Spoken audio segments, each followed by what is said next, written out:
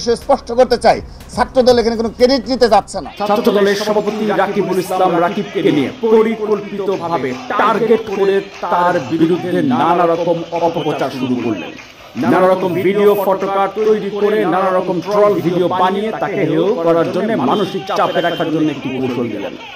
পরিষ্কারভাবে শুনে রাখুন, এই সব ষড়যন্ত্রকারী অপপ্রচারকারী ছাত্রদলের সভাপতি রাকিবুল ইসলাম রাকিব 11 জুলাই এবং 16 জুলাই প্রকাশ্যে ঘোষণা দিয়ে বৈষম্য বিরোধী ছাত্র আন্দোলনের ব্যানারে সারা দেশের ছাত্র দলের নেতা কর্মীদেরকে রাজপথে থাকার নির্দেশনা দিয়েছেন। কোটা বিরোধী আন্দোলনের ইস্যুতে ছাত্রদল সাধারণ শিক্ষার্থীদের এই ব্যানারেই সর্বাত্মক অংশগ্রহণ করবে।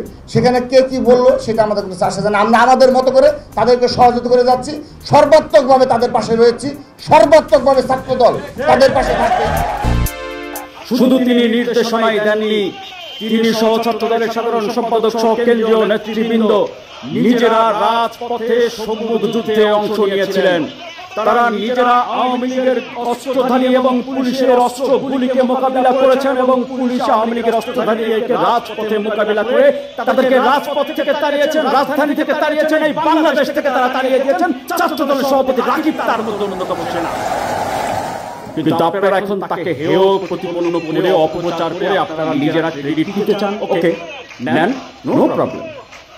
একজন নেতা যারা আজকে কথা বলছেন, আপনারা কোন সম্মুখ যুদ্ধে, কোন রাজপথে, কোন ময়দানে আওয়ামী লীগ এবং পুলিশের গুলি অস্ত্রধারীদেরকে মোকাবিলা করেছেন, একজন আপনারা প্রমাণ দেখাবেন। বেশি কথা বলবেন না, মুখ খোলাবেন না, একজন সেই প্রমাণ দেখাতে পারবেন না। ফেসবুকে আর ইউটিউবে আর সোশ্যাল মিডিয়ায় বড় বড় কথা বলে এখন ক্রেডিট দাবিদার। প্রমাণ দেখাবেন কোন রাজপথে আপনারা সম্মুখ যুদ্ধে ছিলেন, কোন রাজপথে আপনারা মোকাবিলা করেছেন। অভ্যুত্থানের বিজয় হয়েছে কি এমনিতেই? আওয়ামী লীগের পুলিশ এবং ছাত্রলীগের অস্ত্রধারীরা কি পালিয়েছে এমনিতেই? তাদেরকে মোকাবিলা করতে হয়েছে। সেই মোকাবিলা করেছে ছাত্রদলের রাকিব সহ ছাত্রদল কেন্দ্রীয় নেতৃবৃন্দ এবং হাজার হাজার ছাত্রদল বিএনপি নেতৃবৃন্দ কর্মীরা সারা দেশে।